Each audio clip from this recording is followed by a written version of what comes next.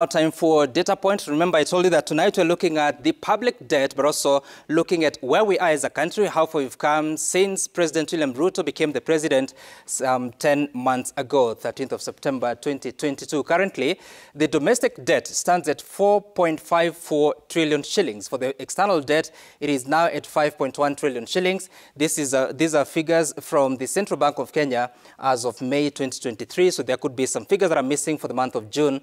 In total, we are at 9.6 trillion shillings. This is an important figure because at the moment, as per the policy, the public debt ceiling should be 10 trillion shillings. So that's a gap of about 400 billion shillings. Talking about domestic, let's see how it has transitioned since the president became. In September, that is at the end of September 2022, the domestic debt stood at 4.36 trillion shillings. And of course, now it has gone up to 4.5 trillion shillings, just about less than 0.2 trillion shillings.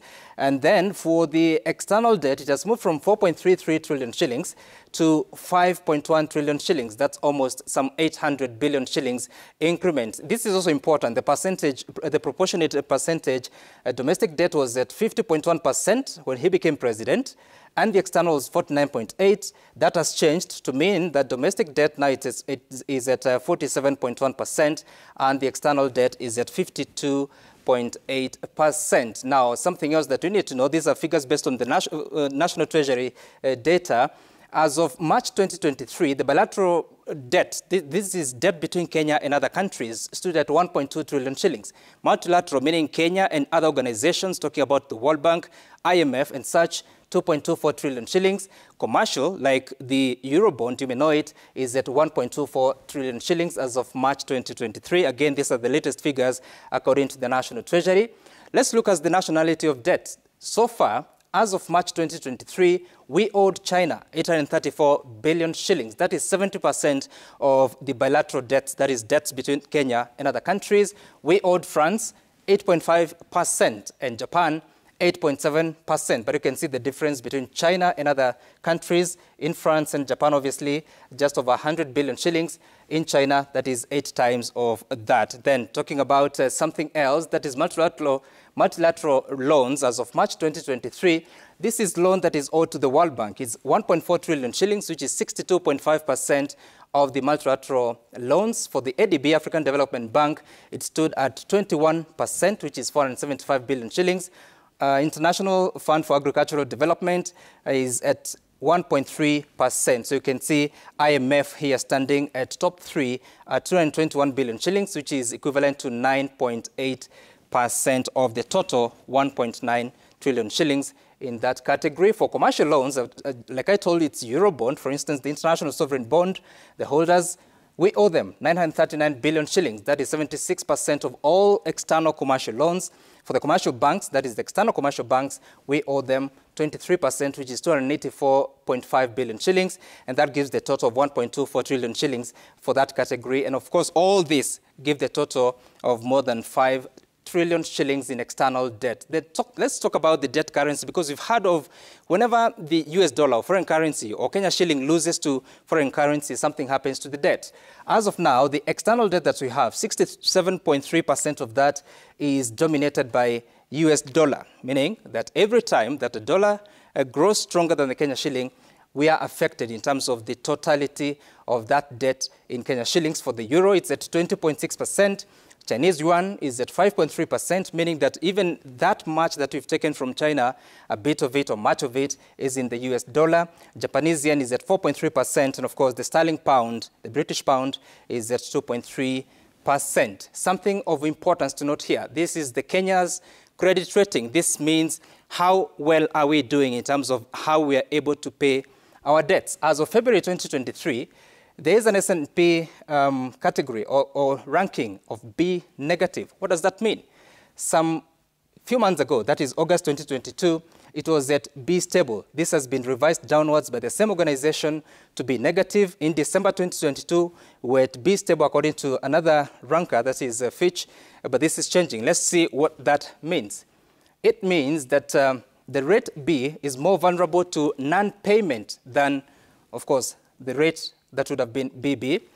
The obligor, meaning the country, currently has the capacity to meet its obligations, but adverse business and financial or economic conditions are likely to impair the obligor's capacity and, of course, willingness to meet its financial commitment on the obligation, meaning that we are at B, not so good, but not so bad because there can be worse of that. But the negative outlook, which is the negative in B, it means that a rating may be lowered. You can actually get worse than we are.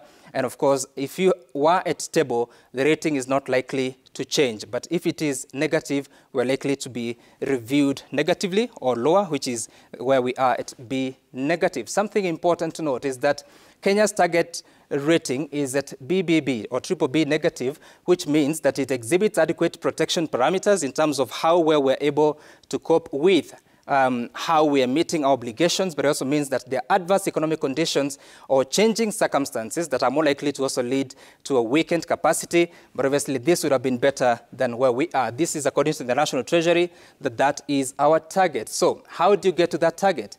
You want to get to that target so that you are able to attract cheaper debt from global markets. At the moment, the government is reducing its appetite for foreign debt because we're getting very expensive rates because of our rating at the moment. Of course, something else they must do, the government must do, is something called fiscal consolidation. You may have heard this from several voices from the National Treasury. This is what it means, that for fiscal consolidation to happen, you may need more taxes or less spending or both. So either you go for more taxes, you reduce the spending, or you go for both. At the moment, Kenya's budget means there has been more taxes introduced by the Finance Act of 2023. Of course, it's being challenged in court, but there's still more spending, 3.67 trillion shillings, a budget that is higher by more than 300 billion shillings compared to the previous budget of the 2020-2023. But the target should have been to reduce the fiscal deficit. This is happening because at the moment, the current financial year of 2023-2024, the deficit has been reduced to 718 billion shillings. The previous year was at 862 billion shillings. So the target would be to make sure that that fiscal consolidation succeeds. But there are certain concerns in doing this. When do you start doing the fiscal consolidation? Of course, this has been an ongoing process. It appears that this time, because of the budgeting process, this was being hastened. But how long should it last? This has not been answered. How long should Kenyans get to endure the higher taxes? Is it to cut expenditure or raise more revenue, or both? Of course, we know that at the moment there has been raising more revenue because of the reviewed taxes, but also the question that Kenyans are asking, are we reducing expenditure? The government has come and said that there are austerity measures, but when you look at it in the totality of it, then there's more spending that is being done. So we must consider, or a country must consider, the political and social feasibility of such consolidation, of fiscal consolidation, and of course the impact of that after it has been implemented. At the moment, the total expenditure, like I said, is 3.68 trillion shillings. The government revenue, they're hoping to hit 2.9 trillion shillings. This is higher by about 500 billion shillings compared to the previous year. And of course, the grants are at 42.2 billion shillings. And if you add this, then you leave us with a deficit of 718, which is being borrowed. And of course, so much more that is going on in the economy. And that is a data point tonight on the state of the public debt and the impact the presidency of William Ruto has had on the economy, rising to by almost 1 trillion shillings between September last year and May and June of this year. That's data point.